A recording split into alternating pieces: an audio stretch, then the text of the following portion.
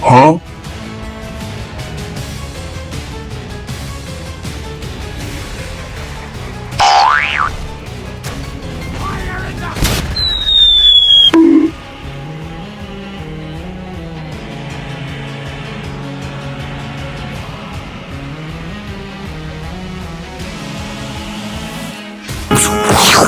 That's pretty good.